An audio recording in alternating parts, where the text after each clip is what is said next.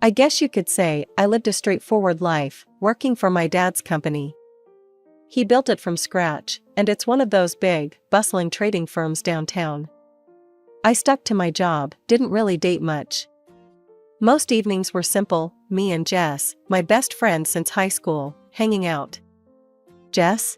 She's a whirlwind, always with a new guy on her arm. I lost count a long time ago. One Monday morning, Dad called me into his office, a rare occurrence since he liked us to handle our own corners of the business. "Nellie, I want you to meet someone. This is Tom," he gestured to a man standing beside him, looking all sharp in a business suit. "Tom's joining us from the West Branch. Thought you might show him the ropes." Tom stepped forward, sticking his hand out. "Nice to meet you, Nellie. Heard a lot of good things." His grip was firm, his smile a bit too polished. "Likewise," I replied, trying not to sound too uninterested. I was used to new faces around, but there was something about Tom that didn't sit right. Maybe it was his too smooth demeanor. As weeks turned into months, Tom and I worked closely, and his relentless charm started to chip away at my initial reservations. He'd drop by my office with a coffee just how I like it, black, no sugar, or he'd offer a casual, "Need a hand with that?" whenever I was buried under reports. Then there were the lunches. It began as group things, but somehow we'd end up splitting from the crowd, just the two of us. I wasn't sure when the shift happened, when my thoughts about him started to warm, but they did. Jess, of course, was less than thrilled. We were at her place, a cozy, cluttered apartment she never seemed to stay in long enough to clean. "You're spending a lot of time with the new guy," she noted, eyebrow raised as she sipped her wine. "Yeah, so? He's nice. Nicer than I thought," I defended, feeling a strange need to protect my budding feelings from her scrutiny.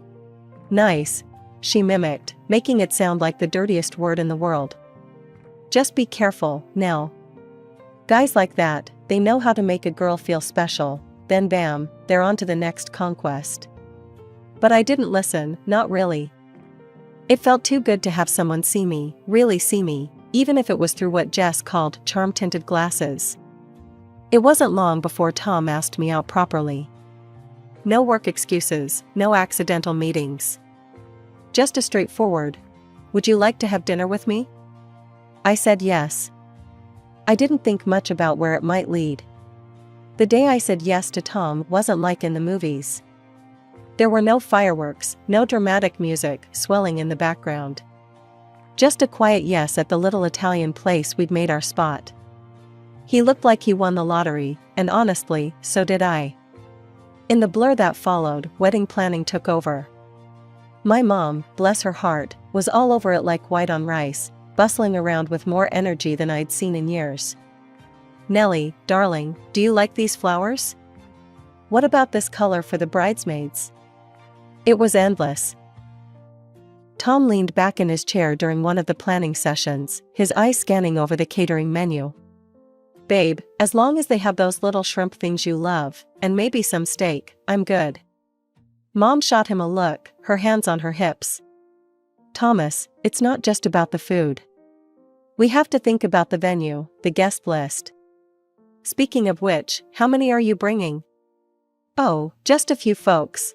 My sister, her kids, a couple of buddies from work," Tom replied, trying to sound casual, but I caught the slight tension in his voice when he mentioned his sister. His sister, Sarah, was a single mom with twins. I hadn't met her until the wedding day, and she was as frazzled as any solo parent with two hyper 3-year-olds would be. She was nice, though, kept apologizing for the kids running around like pint-sized tornadoes. Jess, ever the firecracker, was instantly by my side when she saw me stressing over the details.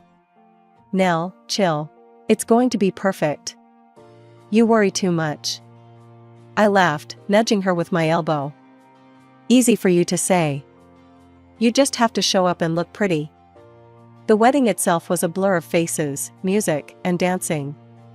I remember looking out at all the people who'd come to celebrate with us, feeling like I was in some kind of dream. Tom was right there, always within reach, his hand finding mine, his smiles just for me. After the honeymoon, which was a week of beachside bliss, reality kicked back in. We moved into the house my parents gifted us, a cozy, 2-story place with a garden that needed some love. It was ours, though, and that felt huge. One evening, after most of the boxes were unpacked, we collapsed on the sofa, a mess of takeout containers between us. "We really did it, huh?" Tom said, a goofy grin on his face as he threw an arm around me. "We did," I agreed, leaning into him. "Feels like playing house, doesn't it?" "Best kind of play," he chuckled, kissing the top of my head. "You're okay with this, right? Me working and you?" I knew what he was asking. We'd talked about it before, the idea of me being a housewife. It wasn't something I ever thought I'd want, but with Tom, it seemed right. "Yeah, I'm good with it. I want to make this a real home, you know?" "Yeah, I know." He squeezed my shoulder. "And hey, maybe soon we'll be adding a little more noise around here, huh?" I smiled at that, the thought of kids running around, filling the house with even more life. "Yeah, maybe." We sat there for a while, just enjoying each other's company, the quiet hum of our new life surrounding us. It felt right, like we were exactly where we were supposed to be. Months turned into years, and that little hope of adding the sound of tiny feet running around the house started to wear me down. Every month was a cycle of hope and disappointment. It wasn't supposed to be this hard, was it? People have kids every day. Why was it different for us? I remember sitting in the doctor's office, feeling like I was about to get my report card. The room smelled like antiseptic and something floral that was probably meant to calm nerves, but just made me more anxious. "Well, Nellie," the doctor started, looking over her glasses at me after checking all the test results. "Everything seems normal. These things sometimes take time. Just keep trying, and try not to worry." Tom was trying to be supportive, but I could tell it was getting to him too. One night over dinner, he reached across the table, taking my hand. "Hey, we're in this together, okay? We're a team, right?" "Right," I agreed, but part of me wondered if I was letting him down. Jess was a whirlwind of support and blunt pep talks. "You're stressing too much. It's like trying to catch a butterfly with a net. Just chill." I rolled my eyes, though her words did ease the tension a bit. "Easy for you to say. You're not the one going through it." She waved a dismissive hand. "True. But I see you, all wound up all the time. It's not gonna help you get pregnant." The conversation shifted when Jess dropped her own bombshell a few weeks later. We were at a cafe, the smell of coffee strong in the air. She had that look, like she was sitting on a secret. Finally, she blurted it out, her eyes gleaming. "I'm pregnant." For a moment, everything stopped. The cafe noise faded into the background, and I felt a mix of joy and an inexplicable sting. Jess, that's amazing." I managed, my voice brighter than I felt. "Yeah, it's kinda crazy, right? I mean, I wasn't even trying," she added, then winced, realizing how her words might sound to me. "Who's the dad?" I asked, genuinely curious, despite the ache in my chest. She shrugged, her expression unreadable. "Just some guy. You don't know him. Anyway, we're not together or anything. It's just me and this little bean." I nodded, the news settling in. I was happy for her, really. But it was a stark reminder of what I didn't have. As we talked more, her excitement infectious, I felt my own worries slip away, replaced by something like hope. Maybe not all paths were straight. Maybe some had detours that still led to beautiful places. The months after Jess had her baby boy were a whirl of emotions. I visited her as soon as she was settled back home, carrying the plush, overpriced baby blanket I'd picked out, something soft enough for royalty. Jess seemed overwhelmed but happy, a tired smile permanently etched on her face. "God, Nellie, it's insane. I barely have time to shower, let alone host visits," she confessed as we sat on her cluttered couch, her new baby cradled in her arms. "I totally get it," I reassured her, trying not to feel sidelined. Just know I'm here, whenever you need a break or just want to scream into a pillow. Back at home, things were different. Tom's weekend trips to help his sister, Sarah, with her twins, became more frequent. Every time he packed up for another visit, I offered to come along. Let me help, it'll be fun. The kids are great, I'd suggest, trying to sound cheerful. Nah, you don't need to deal with all that chaos. I got it, he'd insist, shutting down the conversation before it could grow. Sarah's going through a lot. I just want to be there for her, you know? So, I stayed back, filled the silence of our home with new projects. I bought gifts for the twins, soft toys, and books, things I hoped would make their days brighter. Give these to the kids, I'd tell Tom, handing over the brightly wrapped packages. Sure thing, babe.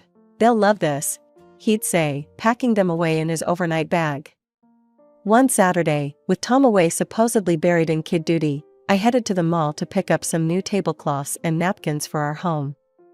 Something to brighten up the place. As I walked through the aisles, picking through patterns and fabrics, a familiar laugh caught my attention.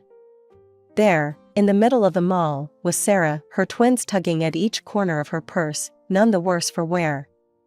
Surprised, I approached them, my heart starting to race for reasons I couldn't pin down. Sarah, what a surprise, I exclaimed, perhaps a little too loudly. Nellie, oh my goodness, it's so good to see you. Sarah beamed, herding her kids closer. We're just picking up some school supplies. We decided to grab coffee at a small cafe inside the mall. As we settled down, the kids distracted with some coloring books, I ventured cautiously. So, Tom's been a big help on the weekends, huh? Sarah's face clouded with confusion. Tom? Oh, he hasn't been over in months. Things have been crazy, and he's busy, you know. We mostly just text. Her words hit me like a slap. Oh, but he's there now, right? Helping out? My voice was thin, hopeful. No, haven't seen him. Is everything okay, Nellie? Sarah's concern was genuine, but it only twisted the knife deeper. I nodded, pasting on a smile. Yeah, all good. Must have misunderstood his plans. We chatted a bit longer, but I barely heard her. My mind was racing, piecing together the lies. He wasn't with his sister. He hadn't been for a long time. Where was he? What was he doing? The drive home was a blur. I kept telling myself to breathe, to not let panic take over. But inside, my world was crumbling. The trust I'd had, the life we'd built, it all felt like a house of cards, ready to topple at the slightest touch. The house was too quiet, the silence echoing off the walls like a bad omen. I needed answers. I needed to know if my instincts, now screaming betrayal, were right. Tom's office was at the end of the hallway, a space where he spent his evenings working, or so he said. I walked over to his desk, my hands slightly trembling as I contemplated where to start looking. His laptop sat there, closed but not asleep, its power light pulsing softly. I opened the laptop, hesitating for a moment before I typed in the password. He'd told me once, carelessly, not thinking I'd ever have a reason to use it. The screen lit up, revealing his cluttered desktop filled with folders and documents. I didn't know what I was looking for exactly. Maybe a receipt, an email, anything that could explain the sinking feeling in my gut. I clicked through folders, finding nothing but work files and boring reports. My hope was dwindling, replaced by frustration and a growing sense of foolishness. Maybe I was overreacting. But then, I noticed a folder tucked away at the bottom of the screen, labeled simply Miscellaneous. It was a strange place for such a folder, hidden among spreadsheets and business plans. Curiosity piqued, I opened it. There were photos. My breath caught as I clicked on the first image. It was Tom, and there, far too close, was Jess. A passionate, intimate kiss that you don't share with just anyone. And in another, he was holding her baby, looking down at him with a tenderness he'd never shown even in our talks of having our own. I felt cold, frozen in place as the truth settled in. My husband was cheating on me. With Jess. The world seemed to tilt, a vertigo of betrayal spinning me around.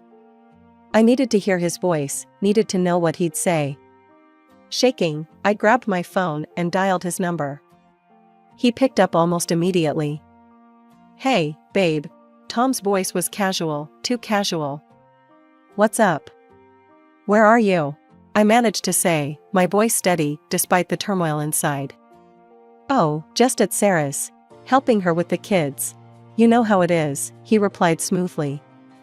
A child's scream cut through the background, lending credence to his lie. The rest of the weekend passed in a blur. When Tom came home, he was the picture of a loving husband, oblivious to the storm raging inside me. I acted the part of the none the wiser wife, but inside, I was reeling, planning, thinking of my next steps. By Monday, I had made up my mind. I called a private detective, a number given by a friend who had gone through something similar. We met at a coffee shop, a public place where I could keep my composure. "I need to know everything," I told him, my voice low. "Can you do that?" He nodded, his expression grave. "It'll take a couple of weeks. I'll get you everything you need to know." I went home to play the part of the trusting wife a little longer, the weight of my secret knowledge pressing down on me like a physical burden. 2 agonizing weeks of playing the doting wife finally culminated on a crisp Saturday morning. Tom had left early, his bag packed for another weekend at his sister's. I was nursing a lukewarm cup of coffee when the call came. It was the detective, his voice low and even. "I have the results," he said. "Can we meet?" "There's a cafe downtown, quiet enough for a conversation." "See you there," I said, already heading upstairs to get dressed. The drive to the cafe was a blur, my mind racing through 1,000 scenarios. What would the evidence show? Was there a chance, any chance at all, that I was wrong about Tom? Those hopes were dashed the moment the detective laid the photographs on the table between us. There was Tom and Jess, not just together, but intimate, affectionate. The detective's voice was a steady stream, but I only caught pieces, lost in the visual proof of betrayal. "And here are the invoices," he was saying, sliding another batch of papers across to me. "About 35,000 in total. All paid to cover medical expenses for the delivery. His name is on the receipts." Back home, I went straight to our bedroom. The closet was full of Tom's clothes, his scent, his presence. With a grim determination, I pulled out suitcases and began packing. Every shirt, every pair of jeans, every sock, I removed them from my life with a meticulousness that was almost surgical. Once everything was packed, I called a courier service. "I have a few items that need immediate delivery," I told them, my voice flat. The address I gave was Jess's. With his belongings gone, my next step was to secure my sanctuary. I called a locksmith and had all the locks in the house changed. No trace of Tom was left accessible, not even a way in. Feeling both emptied and resolute, I drove to my parents' house. My mother opened the door, her expression turning from surprise to concern in an instant. "Mom, I need to talk to both of you," I said as I walked in, my father appearing in the hallway behind her. In the living room, I laid everything out, the photos, the receipts, the betrayal. My father's face grew dark with each revelation, his disappointment palpable. "You need to divorce him, Nellie," he said, his voice firm. "He's not the man we thought he was." "I've already started the process," I replied, pulling out the divorce papers from my bag. I needed you to know." Mom reached out, her hand covering mine. "We're here for you, darling. Whatever you need."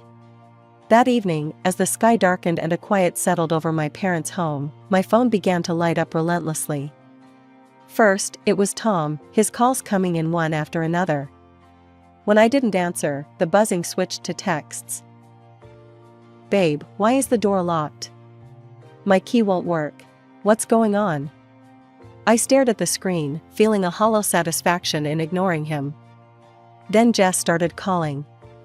I didn't need to pick up to know why. Confusion, betrayal, a messy mix of emotions that I no longer cared to understand. It was late when I heard the car pull up. The sound of a door slamming was followed by urgent footsteps up the driveway.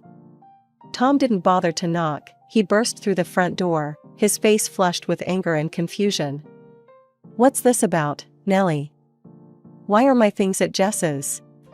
Why can't I get into my own house?" His voice was loud, too loud, filling the space with a palpable tension. I was sitting in the living room with my parents. I stood slowly, meeting his gaze with a calm I didn't feel. "How do you know your things are with Jess? Weren't you supposed to be at your sister's all weekend?" Tom's face went pale, his eyes darting around as if looking for an exit or an excuse. He opened his mouth to respond, but nothing came out. Dad stood up, his presence commanding. "You've been lying, Tom. To my daughter, to all of us. I trusted you, thought of you as a son, even wanted to make you a successor to my business." Tom's eyes widened, realizing the gravity of his situation. "I can explain." "What?" "Explain how you planned to take half of what I built. How you were using my daughter." "We know everything, Tom. The detective provided recordings of your conversations with Jess. Planning your future with her, at the expense of your marriage." Tom sank to his knees, his hands clasped in front of him. "Nellie, please, I'm sorry. It meant nothing, I swear. It was just a mistake." I felt my mom's hand on my shoulder, her touch reassuring. I looked down at the man I had once loved, now just a stranger groveling on my parents' floor. "Just a mistake that costs $35,000 and a betrayal?" I asked, the disgust in my voice clear. "You're not sorry you did it. You're sorry you got caught." Reaching into the folder I had brought with me, I pulled out the divorce papers, holding them out to him. "Here. I want you out of my life, for good." Tom reached for the papers, his hand shaking. He stood, the fight gone from him, his shoulders slumped in defeat. Before he could leave, Dad stepped forward, his voice booming. "And you're fired, Tom. I'll have my lawyer contact you about the financial repercussions of your actions." A few days after the confrontation with Tom, I was sitting in the quiet of my new morning routine when my phone rang. The screen flashed Jess's name, and for a moment, I considered not answering. But I needed to face this part of my past too, if I was ever going to move forward. "What's this about a lawsuit, Nellie?" Jess's voice was sharp, tinged with disbelief as soon as I picked up. "Yes, I filed for financial compensation. For the betrayal," I replied, my voice steady despite the churn of emotions. "You can't be serious," she exclaimed. "Nellie, come on, can't we talk about this? You know I've always been here for you." "Here for me? Jess, you betrayed me at the deepest level. Talking isn't going to change what you did," I said, feeling a bitter edge creep into my words. As silence filled the brief gap, I heard her breathe heavily. "I always knew it," she finally hissed. "You think you're so perfect with your perfect little life. I was always in your shadow, always the second choice to every guy. You have everything, and I have nothing. Jess, feeling inferior doesn't give you the right to destroy other people's lives. I'm sorry you felt that way, but it doesn't justify what you did," I replied, my voice cold and distant now. I hung up, cutting off any further venom she might have spewed. The lawsuit went to court, and it was as messy and painful as I had anticipated. But in the end, the judge ruled in my favor. Tom and Jess were ordered to pay a significant sum in damages. It wasn't about the money, no amount could undo the betrayal, but it was about acknowledgement, about seeing some semblance of justice. Word got around, as it always does in small towns. I heard from mutual friends that Tom had indeed married Jess, but the marriage crumbled just as quickly when he discovered her child wasn't his. The irony of it all would have been laughable if it hadn't been so tragic. Tom tried to reach out once, a feeble attempt to apologize or explain, perhaps looking for some absolution I wasn't ready to give. I didn't need his explanations anymore, his actions had spoken more clearly than his words ever could. He ended up drifting from one low-paying job to another, his once promising career in shambles. As for Jess, life had become a struggle, raising her child alone without the affluent lifestyle she had tried to secure by betraying me. I sometimes wondered if she regretted her decisions, if the harsh reality of her actions had finally sunk in. Through it all, I learned about resilience. I learned that the foundations you build in your life, the people you choose to trust, and the decisions you make, both good and bad, shape the path you walk. I was rebuilding mine, with each day bringing a little more strength, a little more hope,